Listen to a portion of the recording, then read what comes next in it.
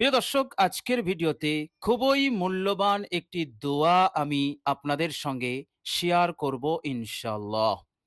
প্রিয় দর্শক, দোয়াটি খুবই মূল্যবান, খুবই উপকারী দোয়া। প্রিয় দর্শক, এই মূল্যবান দোয়াটি আপনি মাত্র ৩ বার পাঠ করবেন। তবে ৩ বার দোয়াটি পাঠ করার একটি বিশেষ পদ্ধতি আছে। প্রিয় দর্শক, বিস্তারিত আজকের ভিডিওতে আমি আপনাদের সঙ্গে শেয়ার করে দেব। প্রিয় দর্শক, এই মূল্যবান দোয়াটি আপনি যদি বিশেষ পদ্ধতিতে পাঠ করতে পারেন, ইনশাআল্লাহ আল্লাহ রাব্বুল আলামিন আপনাকে গায়েব হতে রিজিক দান করবেন। আল্লাহ রাব্বুল আলামিন এত দেবেন যে আপনার ৩ পুরুষ অতিবাহিত হয়ে যাবে। তবুও আল্লাহ রাব্বুল আলামিন এই রিজিকের যে বরকত আল্লাহ পাক বন্ধ করবেন না। রিজিকের বরকতের দরজা বন্ধ করবেন না। এভাবে করে আল্লাহ রাব্বুল আলামিন অঢেল ভাবে দিয়েই যাবেন। আল্লাহ রাব্বুল আলামিন এইভাবে করে আপনার জিন্দেগি হতে দীর্ঘদিনের অভাব অনটনকে দূর করে দেবেন। আল্লাহ রাব্বুল আলামিন অভাবের অভিশাপ হতে আপনাকে মুক্তি দেবেন। চতুর্দিক হতে উন্নতি শুরু হয়ে যাবে। আল্লাহ রাব্বুল আলামিন আপনাকে বড় সেরা ধনী বানিয়ে রাখবেন। বলুন সুবহানাল্লাহ। এভাবে করে এই মূল্যবান দোয়াটির বরকতে আল্লাহ পাক আপনাকে যাবতীয় আর্থিক সমস্যা হতে আপনাকে হেফাজত করবেন এবং আর্থিক সমস্যা থাকলে দ্রুততা সমাধান হয়ে যাবে। বলুন সুবহানাল্লাহ। তো প্রিয় দর্শক, চলুন আমরা আমলটি এবার জেনে নেই। প্রিয় দর্শক, আমলটি জানার পূর্বে আমাদেরকে একটি হাদিস জানতে হবে। প্রিয় দর্শক, তাবারানী শরীফে এই হাদিসটি বর্ণিত হয়েছে।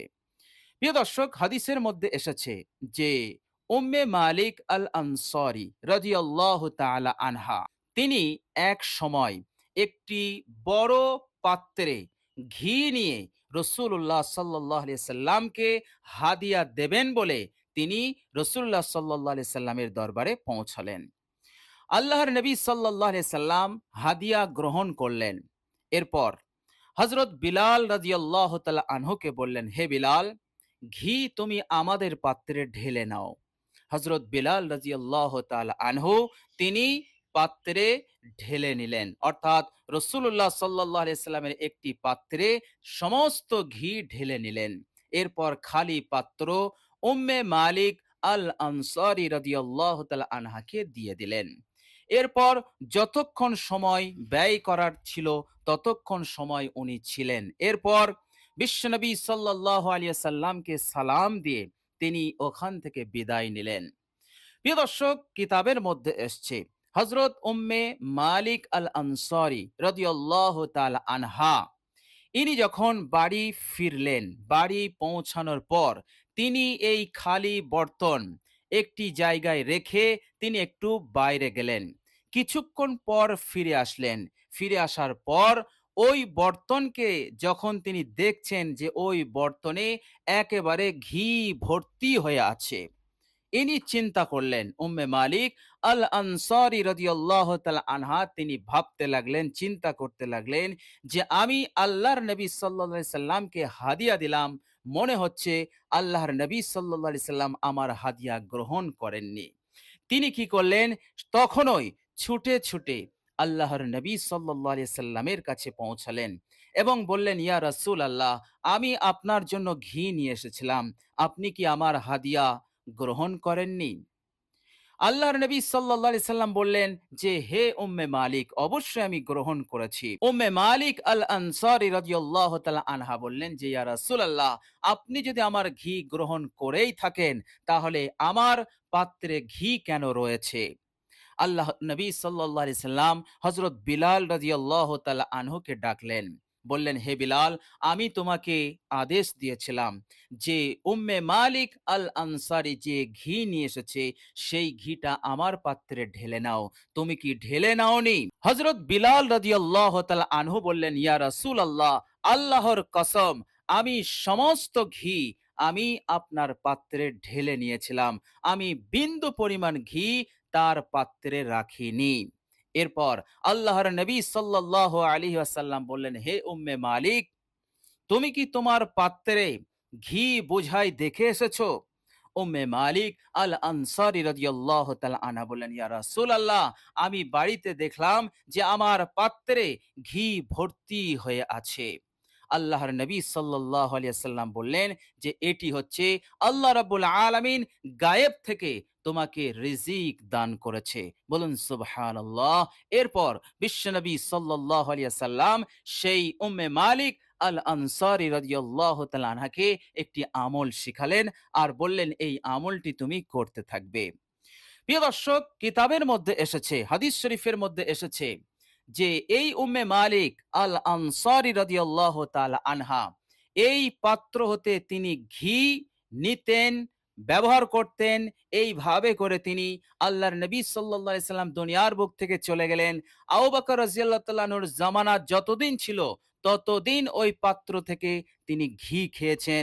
হযরত আবু বকর রাদিয়াল্লাহু তাআলা আনহু চলে গেলেন, হযরত ওমর রাদিয়াল্লাহু তাআলা আনহুর খেলাফত শুরু হলো। হযরত ওমর রাদিয়াল্লাহু তাআলা আনহুর খেলাফত পর্যন্ত তিনি ওই পাত্র হতে ঘি খেয়েছেন, ঘি শেষ হয়নি। এভাবে করে হযরত ওমর রাদিয়াল্লাহু তাআলা আনহুর চলে যাওয়ার পর হযরত উসমান গনি রাদিয়াল্লাহু তাআলা আনহুর খেলাফত আসলো। সেই খেলাফত কাল পর্যন্ত ওই পাত্রের ঘি শেষ হয়নি, তিনি খেয়েই গেছেন। এইভাবে করে হযরত আলী রাদিয়াল্লাহু তাআলা আনহুর খেলাফত এসেছিল। হযরত আলী রাদিয়াল্লাহু তাআলা আনহুর খেলাফত কাল পর্যন্ত তিনি ওই পাত্র হতে ঘি খেয়েছেন, ঘি শেষ হয়নি। এভাবে করে যখন হযরত আলী রাদিয়াল্লাহু তাআলা আনহু এবং হযরত মুআবিয়া রাদিয়াল্লাহু তাআলা আনহুর মধ্যে ইখতিলাফ শুরু হলো, তখন উম্মে মালিক আল আনসারী রাদিয়াল্লাহু তাআলা আনহা তিনি ওই পাত্র হতে সমস্ত ঘি বার করে নিয়েছিলেন।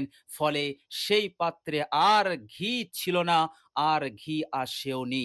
তো প্রিয় দর্শক, হযরত আলী রাদিয়াল্লাহু তাআলা আনহুর জামানা পর্যন্ত এই ঘি তিনি খেয়েছিলেন। বলুন সুবহানাল্লাহ। তো প্রিয় দর্শক, আল্লাহ রাব্বুল আলামিন এইভাবে করে গায়েব হতে আপনাকে রিজিক দান করবেন যদি আপনি এই দোয়াটি পাঠ করেন এবং বিশ্বনবী সাল্লাল্লাহু আলাইহি সাল্লাম যে আমলটি বলেছেন এই আমলটি যদি করেন। তো প্রিয় দর্শক, চলুন এবার আমরা জেনে নেব সেই আমলটি কি। প্রিয় দর্শক, আমাদেরকে আমলটি করতে হবে নামাজের পর। ৫ ওয়াক্ত নামাজের পর আমাদেরকে আমলটি করতে হবে। ৫ ওয়াক্ত নামাজ অর্থাৎ যখন আপনার নামাজ পড়া হয়ে যাবে, সুন্নত নফল যা পড়ার সব যখন আপনি পড়ে ফেলবেন, শেষে আপনি সর্বপ্রথম বিশ্বনবী সাল্লাল্লাহু আলাইহি সাল্লামের ওপর দরুদ শরীফ পাঠ করবেন। আপনি যে দরুদটি পাঠ করবেন সেটি হচ্ছে, আল্লাহুম্মা সাল্লি আলা মুহাম্মাদিন আবদিকা ওয়া রাসূলিকা ওয়া আলাল মুমিনিনা ওয়াল মুমিনাত ওয়াল মুসলিমিনা ওয়াল মুসলিমাত। এই দরুদ শরীফটি আপনি একবার পাঠ করবেন। এরপর আপনি ১০ বার সুবহানাল্লাহ পড়বেন, ১০ বার আলহামদুলিল্লাহ পড়বেন, ১০ বার আল্লাহু আকবার পড়বেন। বিশ্বনবী সাল্লাল্লাহু আলাইহি সাল্লাম ১০ বার করে পড়ার আদেশ দিলেন এই হাদিসে। তো আপনি ১০ বার করে পাঠ করবেন। আপনি যদি মনে করেন যে এই ১০ কে আমি ৩৩ বার করে পাঠ করব, আপনি পাঠ করতে পারেন, কোনো সমস্যা নেই। কেননা ৩৩ এর মধ্যে ১০ আছে। সুতরাং সুবহানাল্লাহ ৩৩ বার, আলহামদুলিল্লাহ ৩৩ বার আর আল্লাহু আকবার ৩৪ বার। এরপর আপনি এই মূল্যবান দোয়াটি ৩ বার পাঠ করবেন। প্রিয় দর্শক, মূল্যবান দোয়াটি হচ্ছে, আল্লাহুম্মা গফিরলি যামবি ওয়া ওয়াসসি'লি ফি দারি ওয়া বারিক লি ফি রিজকি। এই দোয়াটি আপনি ৩ বার পাঠ করবেন। আল্লাহুম্মা গফিরলি যামবি ওয়া ওয়াসসি'লি ফি দারি ওয়া বারিক লি ফি রিজকি। এই দোয়াটি আপনি ৩ বার পাঠ করবেন। ৩ বার পাঠ হয়ে গেলে আপনার আমল সম্পন্ন হলো। ইনশাআল্লাহ আপনি যদি ৫ ওয়াক্ত নামাজের পর এই আমলটি একেবারে খালেস নিয়তে আল্লাহ রাব্বুল আলামিনের উপরে তাওয়াক্কুল ভরসা রেখে যদি আপনি করতে পারেন, ইনশাআল্লাহ আল্লাহ রাব্বুল আলামিন আপনাকে গায়বী রিজিক দান করবেন। আল্লাহ রাব্বুল আলামিন আপনাকে এত উন্নতি দেবেন যে আল্লাহ রাব্বুল আলামিন আপনার মনকে ভরিয়ে দেবেন, আপনাকে সন্তুষ্ট করে দেবেন ইনশাআল্লাহ। আর এই সিলসিলা ৩ পুরুষ পর্যন্ত চলবে ইনশাআল্লাহ। তো প্রিয় দর্শক, আল্লাহ রাব্বুল আলামিনের কাছে দোয়া করি আল্লাহ রাব্বুল আলামিন যেন আমাদেরকে এই সুন্দর আমলটি করার তৌফিক দান করেন। সকলে বলি আমিন। প্রিয় দর্শক, ভিডিওটি এ পর্যন্ত ধৈর্য ধরে দেখার জন্য আল্লাহ রাব্বুল আলামিনের কাছে দোয়া করি আল্লাহ রাব্বুল আলামিন যেন আপনাদের সকলের নেক আশা তামান্নাকে পূরণ করে দেন। আল্লাহ রাব্বুল আলামিন যাবতীয় বিপদ আপদ মুসিবত হতে যেন মুক্তি দান করেন। আল্লাহ রাব্বুল আলামিন আপনাদেরকে যাবতীয় অভাব অনটন হতে মুক্তি দিয়ে আল্লাহ পাক যেন মালামাল করে দেন। এবং যে ভাই, যে বোন, যে বিপদে, যে মুসিবতে, যে পেরেশানি, যে অশান্তিতে রয়েছে, আল্লাহ রাব্বুল আলামিন সব হালতকে যেন তিনি সহি করে দেন, সংশোধন করে দেন, সুখে শান্তিতে জীবন যাপন করার তৌফিক দেন। আমিন সুম্মা আমিন। প্রিয় দর্শক, কমেন্ট বক্সে একবার আমিন লিখে দেবেন। আজ এ পর্যন্তই। সকলে ভালো থাকবেন, সুস্থ থাকবেন এবং ভিডিওটি ভালো লাগলে একটি লাইক এবং শেয়ার করে দেবেন। প্রিয় দর্শক, শেষে আমার আন্তরিক সালাম নেবেন। আসসালামু আলাইকুম ওয়া রাহমাতুল্লাহি ওয়া বারাকাতুহু।